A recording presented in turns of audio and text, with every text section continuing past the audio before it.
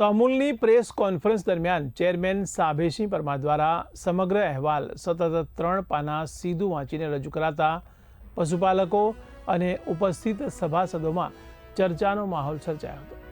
ત્યારે હજારો કરોડોના ટર્નઓવર ધરાવતી વિશ્વવિખ્યાત ચરોતરની અમૂલ જેવી સંસ્થાના વહીવટ સંચાલન અંગે પ્રશ્નો ઉઠતા જોવા મળ્યા હતા।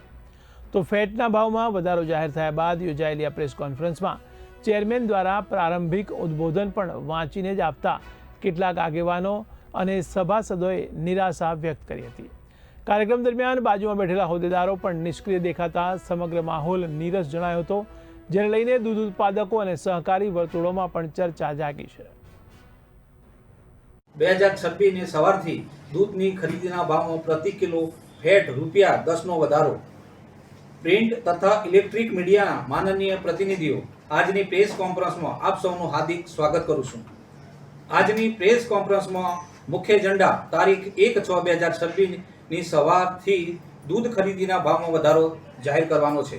આપ સૌ જાણો છો કે હાલની વૈશ્વિક પરિસ્થિતિ સમગ્ર વિશ્વના ઉદ્યોગ અને વેપાર માટે અનુકૂળ નથી। મધ્ય પૂર્વમાં ચાલી રહેલા સતત યુદ્ધના કારણે તેલ આધારિત દેશો તેમજ વિવિધ ઉદ્યોગોના વ્યવસાય પર